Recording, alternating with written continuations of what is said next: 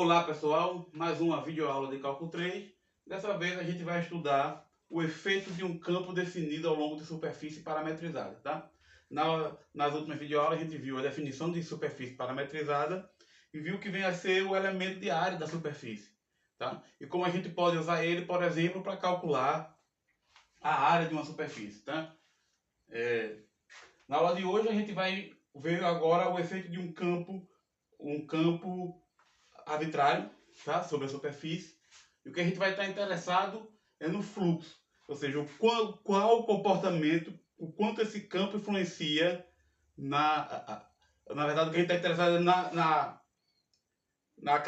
na componente normal do campo ao longo da superfície, tá? A gente vai estar interessado em calcular a quantidade total, a soma total dessas componentes normais do campo ao longo da superfície, tá?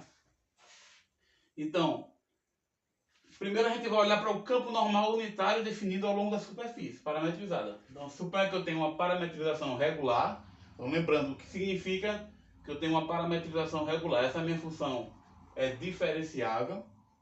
Então, o que significa essa minha função ser diferenciável? Significa que cada uma das funções coordenadas são diferenciáveis. Essas funções coordenadas são funções que saem, no caso aí, de um aberto do R2 ao número real, ou seja, é uma função real de duas variáveis, né? Duas variáveis reais. E ser diferenciável significa ser diferenciável como a gente vê em cálculo 2, tá bom? Então, suponha que a gente tenha uma função, uma parametrização S, x, S de UV igual a x de UV, y de UV, z de UV. Regular significa dizer que del x, del u, del x, del v, del y, del u, del y, del v, del z, del u, del z, del v existem e o vetor del s, del u, que é dado por del x, del u, del y, del u, del z, del u, e o vetor del s, del v, que é del x, del v, del y, del z, del v, vão ser LI, tá? Esses vetores eles vão ser LI, tá? Dizer que eles são LI significa em particular que eles são não nulos, tá? Qual é a interpretação geométrica desses vetores? A gente já falou na aula passada, vai repetir. Significa, eu vou pegar as curvas quando eu faço V constante. Então eu vou ter uma função de uma variável só, uma função de U. Então, na vizinhança de um dado ponto, isso vai ser uma curva, tá? Isso vai determinar uma curva. Como eu estou supondo que ela é regular, esses vetores são não nulos, essa curva é regular nesse ponto. Suponha que quando eu faço U constante, quando eu faço V constante, eu obtenho aqui essa curva, tá? E a outra, quando eu faço, então, antes de ir para outra, então del S, del U vai ser o vetor diretor, o vetor tangente dessa curva nesse ponto. Do mesmo modo, suponha que eu faça U constante agora, e varie com relação a V. Então, nesse caso aqui eu vou ter, fazendo U constante, vou ter uma outra curva, e aí eu vou ter também, essa curva vai ser regular, por causa da hipótese da parametrização ser regular, um outro vetor diretor aqui da reta tangente a essa curva, né? Esses dois vetores diretores, por serem LI, vão formar a base para o plano tangente a essa superfície nesse ponto, tá bom? E se eu quero calcular um vetor, se esses vetores são LI, para eu conseguir um vetor que é ortogonal a ambos, basta que eu pegue um produto vetorial deles dois. Então eu vou ter o produto, se eu pego o vetor N, produto vetorial de del S, del V, del S, del U, e divido pela norma dele, eu vou ter um vetor unitário. Vou ter um vetor unitário aqui, né? Que é ortogonal tanto a del S, del U quanto a del S, del V. tá bom? E esses vetores del S, del U, del S, del V e N vão formar uma base para o R3, tá? E a gente está pensando nesse frame, nessa base, como sendo aplicada no ponto S de UV, tá? Então, quando a gente pensa no vetor N de UV, a gente está pensando nele no vetor aplicado no ponto, na representação física, tá? Assim do mesmo jeito que a gente pensa no campo, tá claro? Então, dado a parametrização regular, a gente tem que esse vetor está sempre bem definido, então tudo que a gente já explicou, e portanto, se isso, como ela é regular em todo ponto de U, a gente vai ter esse vetor normal, a superfície bem definida em cada ponto da parametrização, no caso da imagem da parametrização, ok? Se essa função, se essa parametrização é de classe 1, o que significa ser de classe 1? Significa dizer que del x, del u, del x, del v, as derivadas parciais de y, as derivadas parciais de v, são todas contínuas nos pontos de U, tá? Portanto, o campo normal vai depender continuamente dos pontos do IV, tá bom? Então a gente vai ter um campo normal contínuo sobre a parametrização, tá? Ao longo da parametrização da superfície, tá bom? E agora suponha que eu tenho um campo contínuo, por hipótese, tá?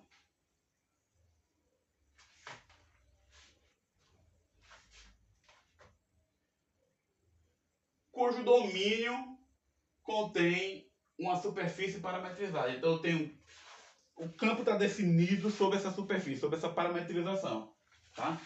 No caso sobre o traço da parametrização, tá? Então eu tenho os campos normais, representados aqui pelas setas vermelhas, e o campo F, aplicado em cada um em um dado ponto, representado pelas setas verdes, tá? Então aqui eu tenho sobre a superfície, em um dado ponto, o campo normal está bem definido e o campo F também está bem definido. E o que eu vou me interessar é a componente normal de F. Então, como é que eu vou olhar? Aí eu dou um zoom aqui na superfície. Como é que eu vou olhar?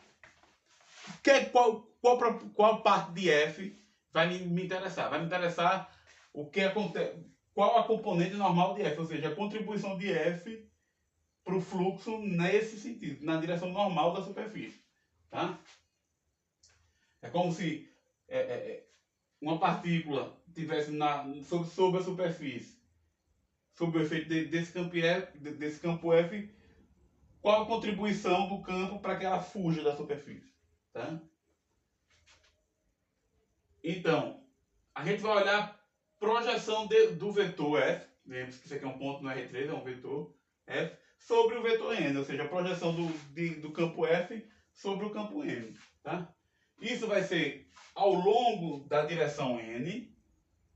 E quem é que vai ser o coeficiente?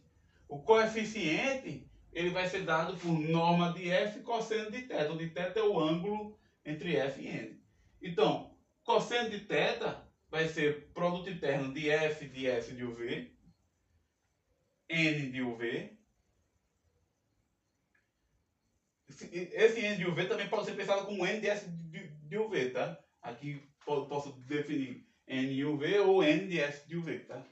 Aí, o sentido vai depender do que você quer fazer com o campo, mas você tem que entender que isso de fato é o campo aplicado é o campo normal aplicado em cada ponto, tá bom?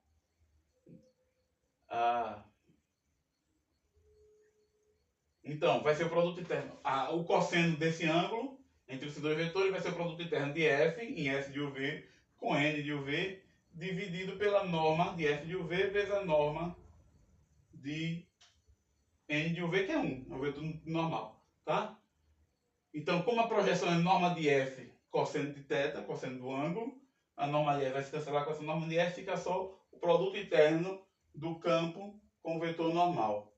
Isso na direção normal. Então, esse É a componente normal do campo, tá?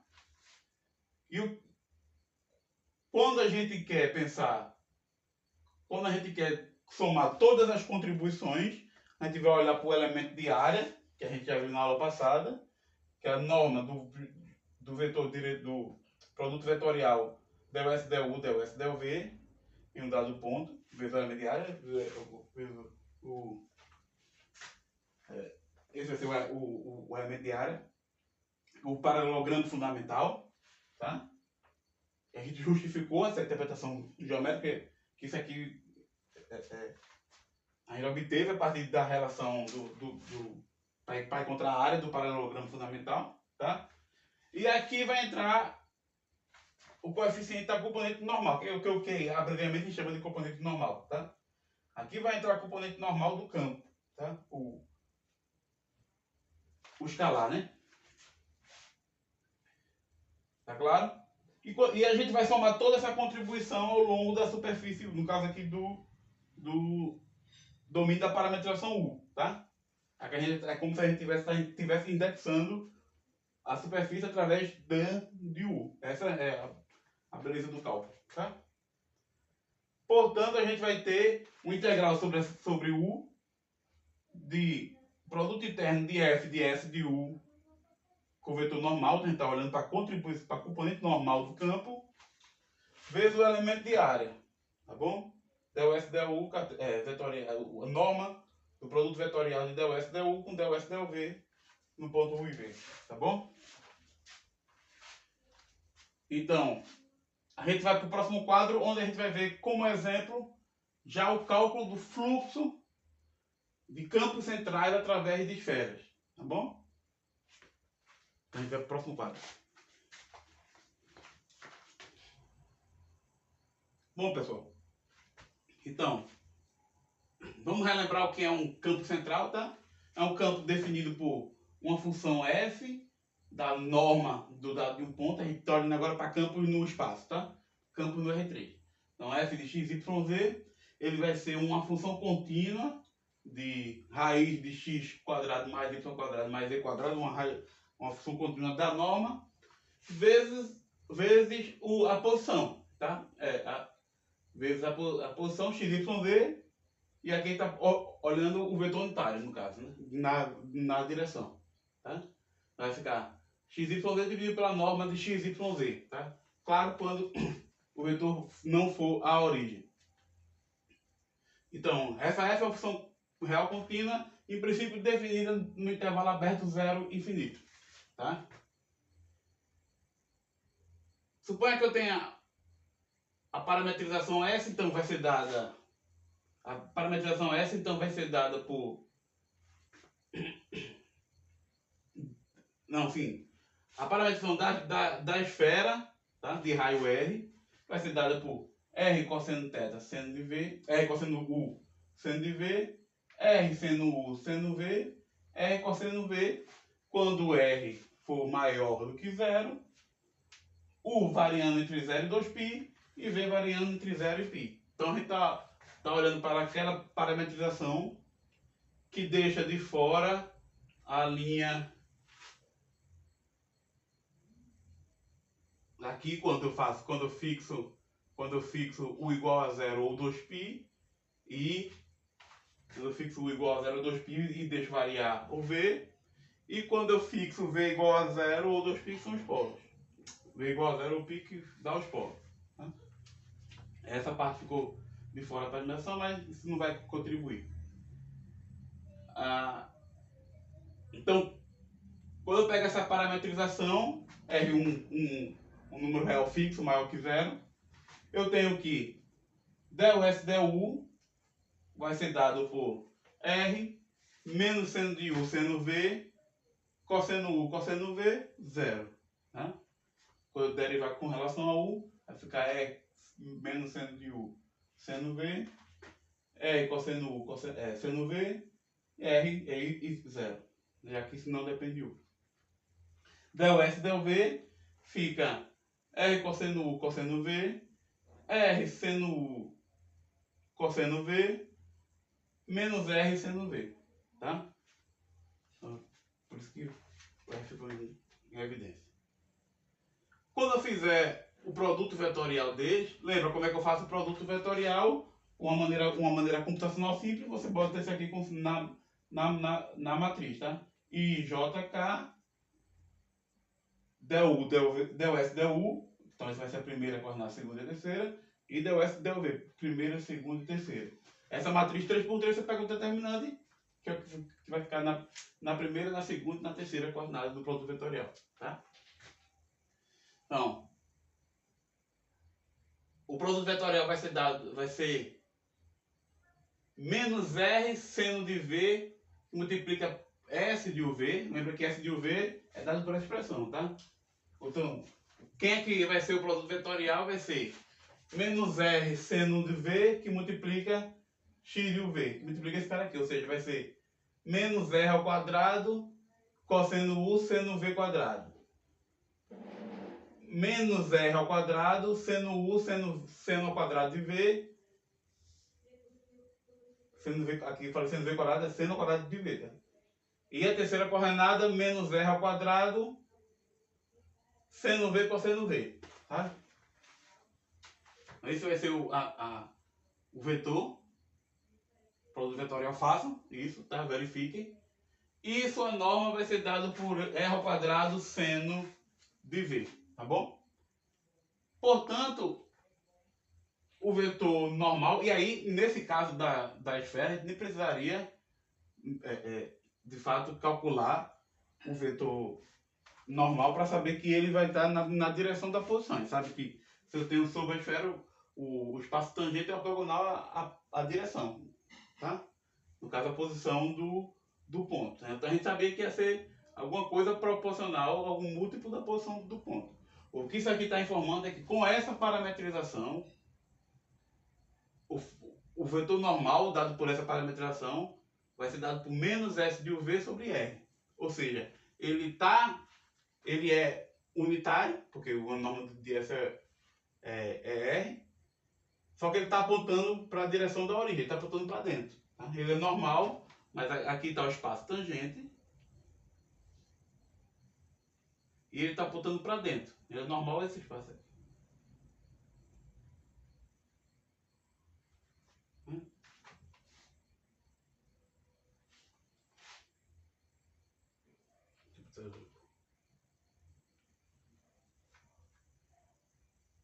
A informação é isso, que com essa parametrização ele vai estar apontando para dentro. Tá?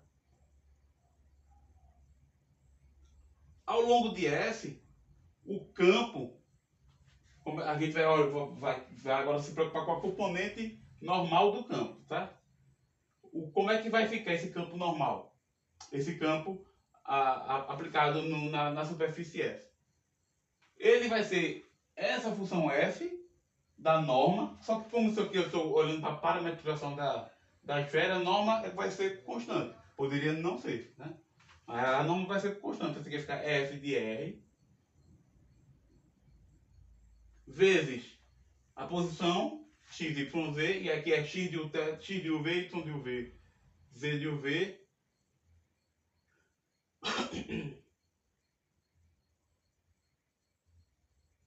x de uv, tá certo, x de uv, y de z de uv, z de uv, dividido por r, tá?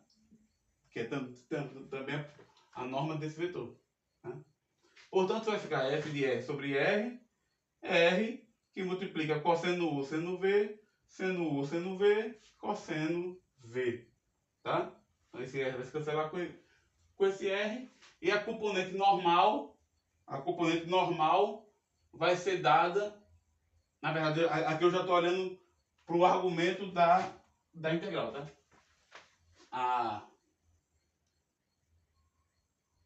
A componente normal vai ser o produto interno de f com o n, vai ficar f de r sobre... E aqui eu vou olhar para essa expressão já com s, para facilitar. F aplicado em S, F aplicado em S vai ser F de R sobre R vezes a posição, que é S de UV. Né? Produto interno com vetor normal, que é menos S de UV e R. Tá? Esse aqui pode ficar menos S de UV R vezes a norma do produto vetorial, tá? A norma do produto vetorial é R ao quadrado sendo de V. Antes de continuar, faltou um detalhe que faltou eu comentar quando eu falei da definição da superfície, que para aquela integral ali ser garantida a resistência, ou seja, a integral dupla da norma de F, da norma da componente normal do campo, vezes o elemento de área, né? No caso ali o fluxo do campo através da superfície, tá? Para a gente garantir que está bem definido, é suficiente que a gente peça que a parametrização seja de classe C1, porque aí esse vetor normal vai ser contínuo, tá? Essa norma do produto vetorial vai ser uma função contínua. Caso, de fato, ser necessário é apenas que seja integrável, tá? Mas, em geral, a gente vai trabalhar já com um caso que garanta a suficiência, que é quando a parametrização ela é de classe C1, tá bom? Que é o que ocorre aqui, nesse caso. Tá? Essa parametrização é de classe infinito. Então, voltando aqui, o que é que eu tenho?